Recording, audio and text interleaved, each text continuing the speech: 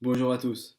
Bezrat Hashem, nous allons commencer le deuxième chapitre de Shir HaShirim avec le premier verset.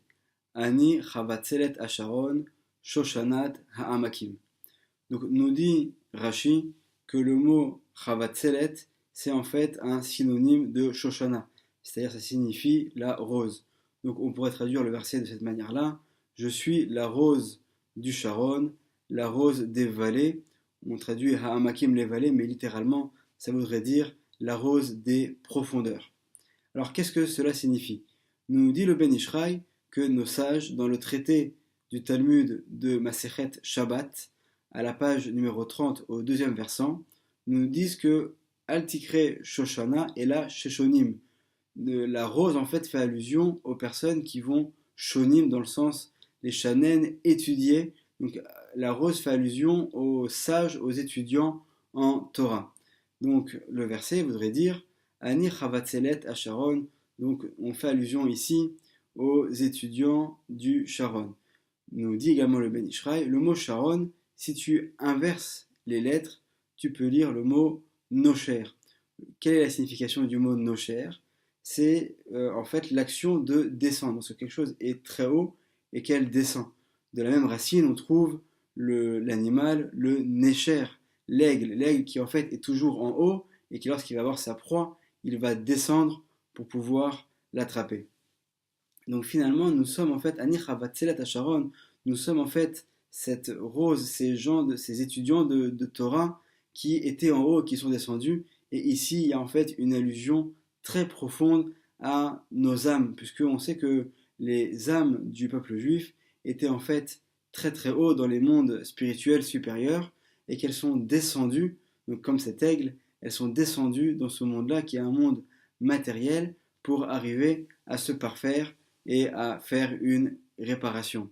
Shoshanat Ha'amakim, donc encore une fois, on sait que c'est la deuxième partie du verset, on a vu que la rose fait allusion aux personnes qui étudient la Torah, Shoshanat Ha'amakim, donc aux gens qui étudient les profondeurs. De quelle profondeur il s'agit? C'est en fait, nous dit le Ben Ishraï, des secrets de la Torah, de l'intériorité de la Torah, de ce qu'on appelle donc la Kabbalah. Donc il y a des gens, des Talmidei Chachamim, des tzadikim, qui vont étudier la profondeur de la Torah, la Kabbalah, qui va leur permettre de comprendre en fait le début du verset, c'est-à-dire d'où vient leur âme. Et c'est grâce à tous ces secrets-là qu'ils pourront comprendre quelle réparation ils doivent faire dans ce monde. Le Ben Ishraï précise dans son commentaire que c'est un cadeau que nous a fait Hachem de nous permettre de pouvoir aborder les secrets de la création, bien qu'il s'agisse de choses qui soient normalement cachées, il permet à son peuple, au peuple d'Israël, de pouvoir les étudier. Et à ce sujet-là, je vais vous citer ce que dit le début de la Hydra Rabbah, c'est un texte donc extrêmement profond du Zohar, avec le commentaire Yahin Rekar du Rav Yehuda Ftaya. Et en fait, au tout début de la Hydra Rabbah, il y a une discussion entre Rabbi Abba, qui est un élève de Rabbi Shimon Bar Yochai, et Rabbi Shimon Bar Yochai lui-même, puisque bien que Rabbi Shimon Bar Yochai connaisse tous les secrets donc, de la Torah, qu'il va donc révéler en partie dans la Hydra Rabbah, au tout début, il ne veut pas les révéler. Pourquoi? Parce qu'il y a un pasouk dans Michelet, dans les Proverbes, au chapitre 28, verset 2, qui dit Kavod Elohim Aster Davar. L'honneur d'Hachem nécessite qu'on cache des choses. De quoi il s'agit? Bien sûr, c'est des secrets de la Kabbalah, des secrets de la création. Donc, au début, Rabbi Shimon Bar Yochai n'était pas prêt de vouloir faire ces révélations à ses élèves. Mais finalement, Rabbi Abba va arriver avec un argument en citant un autre verset tiré des Teilim dans le psaume 25, verset 14, où il est dit Sod Hachem Lireav. Les secrets d'Hachem sont réservés pour ceux qui le craignent. Donc finalement, c'est une mitzvah, c'est un commandement de révéler la Torah aux gens qui sont aptes à pouvoir comprendre les secrets. Et c'est grâce à ce dialogue et à ces paroles de Rabbi Abba que finalement Rabbi Shimon Bar Yochai va réussir à se laisser convaincre et à faire donc, ces grandes révélations qui fait dans la Hydra Rabbah.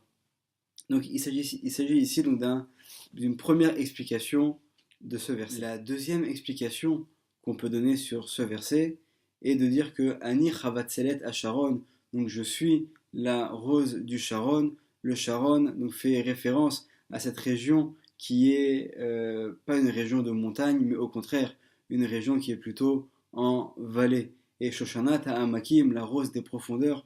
Donc ici aussi également, on fait allusion au fait que la rose dont on parle dans ce verset n'est pas une rose qui pousse dans les hautes montagnes, mais au contraire, c'est une rose qui va pousser dans les endroits qui sont dans les profondeurs, dans les endroits qui sont bas. Et nous dit le Ben Ishraï, on fait allusion dans ce verset au trait de caractère de l'humilité, que chacun d'entre nous doit savoir faire preuve d'humilité et comprendre que toutes les facultés qu'il peut avoir, c'est grâce à Hachem qui lui a donné. Et on a vu également que la rose fait allusion aux personnes qui étudient la Torah. Donc d'autant plus, ceux qui étudient doivent faire preuve d'humilité. Le meilleur exemple, bien évidemment, c'est Moshe Rabbeinu, qui avait toutes les bonnes raisons de vouloir s'enorgueillir, d'être fier de lui-même. Finalement, c'est lui qui a mené le peuple d'Israël depuis l'Égypte, qui a servi d'intermédiaire pour qu'il y ait les 10 plaies, qui a permis que la mer également s'ouvre en deux, qui est monté dans le ciel pour récupérer la Torah. Donc vraiment, c'est le personnage de l'histoire qui aurait pu être le plus fier.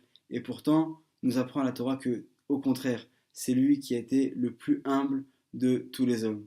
Alors, c'est un enseignement pour chacun d'entre nous, et que, Bezrat Hashem, nous puissions toujours faire preuve des meilleurs traits de caractère, réussir à améliorer nos midot, et par ce mérite viendra, Bezrat Hashem, la Gioula Shelema, Bimera, Biamenu, Uberachamim, Amen.